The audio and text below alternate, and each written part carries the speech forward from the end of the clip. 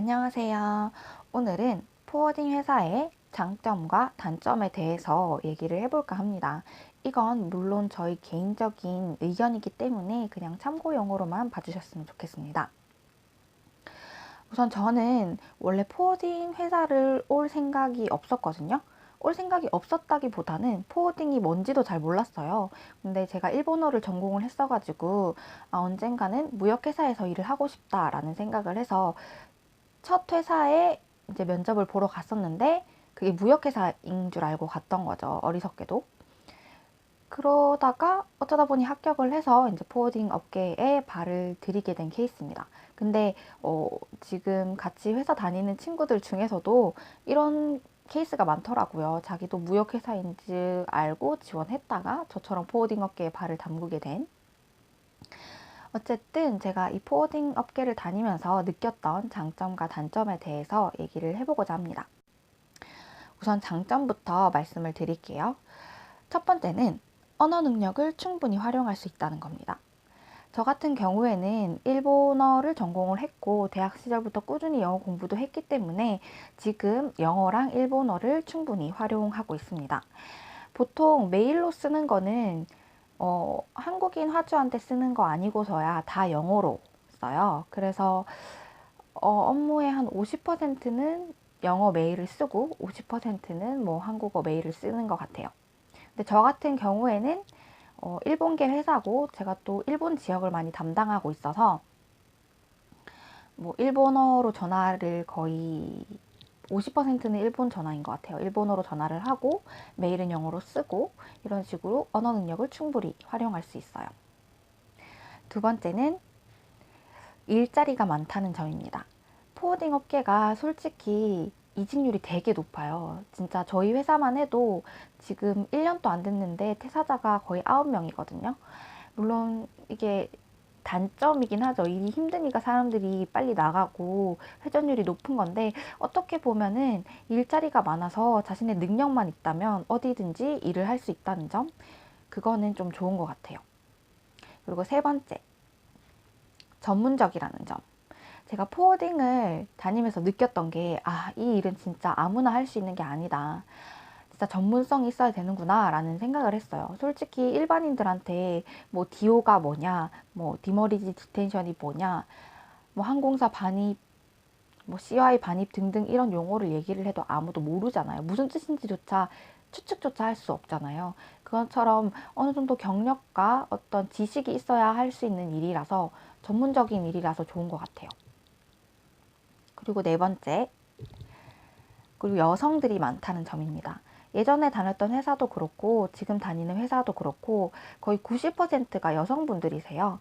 그래서 전 처음에 좀 여자들 많은 데 가면 뭐 텃세 부리고 좀 그렇지 않을까라는 생각을 했는데 오히려 여자들이 많으니까 다니기 편해요. 특히 출산이나 결혼하고 나신 분들도 굉장히 많이 다니시고 가끔 회사에 아기 데리고 오시는 분들도 계시고 물론 퇴근 후에 그런 것들을 막 안 좋다고 뭐라 하진 않으니까 다들 이해해 주시니까 그거는 굉장히 좋은 것 같아요. 결혼하고 나서도 여자들이 직장을 다니기에 좋은 업계인 것 같아요.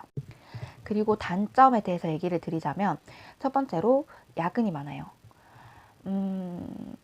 물론 일이 많아서 야근을 많이 하는 경우도 대부분이지만 유럽이나 미주 바운드를 담당하시는 분들은 유럽 같은 경우에는 저희 시간으로 5시가 돼야지 걔네들이 출근을 하고 미주 같은 경우에는 저희 퇴근 후에 출근을 하니까 만약에 서류를 아직 못 받아서 기다리고 있거나 긴급 건인데 아직 커뮤니케이션 할 수 있는 상황이 아니거나 할 때는 야근을 하면서 많이 기다려야 되는 일들도 있어요. 저 같은 경우는 미주나 뭐 유럽 바운드는 아니지만 일본가 일을 할 때도 일이 너무 많아가지고 최고를 찍은 게 새벽 2시였거든요.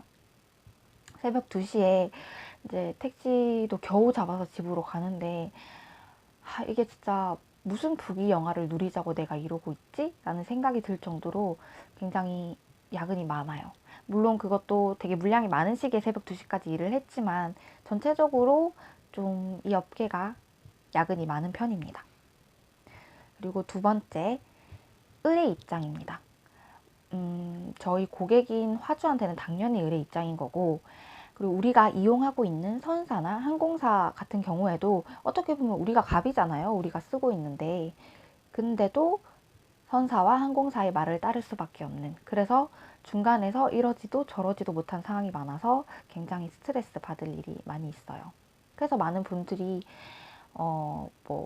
제조업 무역회사로 가라 이런 말들을 많이 하시잖아요. 어쨌든 포워딩은 굉장히 을의 입장이라는 점. 그리고 세 번째, 돈이 걸려 있어요. 이게 무슨 말이냐고 하면 제가 창고 배정을 하나만 잘못해도 창고를 몇백만 원이 나올 수 있다는 점. 많게는 몇백만 원부터 적게는 몇만 원까지 제가 업무상 실수를 하면 돈이 발생하는 부분이 굉장히 많아요. 그래서 이런 점이 좀 부담스럽다는 점. 예전 다녔던 회사에서 어떤 분이 디오라고 그 화물인도 지시서를 잘못 내줬다가 1,000만 원을 보상해야 되는 일이 있었는데, 그런 것처럼 좀 큰 단위의 돈이 걸릴 때는 엄청나게 부담을 많이 느끼게 되는 것 같아요. 그리고 마지막으로 네 번째, 이거는 뭐 어느 회사나 그렇겠지만 스트레스가 굉장히 심해요. 저희는 항상 을의 입장이고 또 항상 시간에 쫓겨요. 화물을 빨리 좀 갖다 달라라고 하는 그 화주들의 그런 쪼임이라고 해야 되나? 그런 것 때문에 항상 시간에 쪼이고 스트레스가 굉장히 많아요. 그래서 면접을 볼 때도 예전 회사도 그렇고 지금 회사도 그렇고 항상 물었던 면접 질문 중에 하나가 스트레스를 어떻게 감당하고 있냐, 어떻게 푸냐라는 질문을 하더라고요. 그것처럼 굉장히 좀 스트레스가 많은 업계라고 생각을 합니다. 그래도 이런 단점들이 있음에도 불구하고 제가 계속 회사를 다니고 있는 거는 물론 돈을 벌기 위해서도 있지만 보람차다는 거예요. 일단 화물이 잘 도착을 해서 그 화주로부터 감사하다는 말을 들었을 때 그때도 굉장히 뿌듯하고 내가 한 달 동안 그 진행했던 건들을 보고 내가 이렇게 많은 것들을 진행했구나 라는 뿌듯함, 그리고 이번 달에도 여러 사건 사고들이 있었지만 그런 사건 사고들을 통해서 내가 한층 더 성장할 수 있었다 라고 하는 그런 뿌듯함이 있는 것 같아요. 어쨌든 보람차고 뿌듯한 점은 있긴 있는 것 같아요.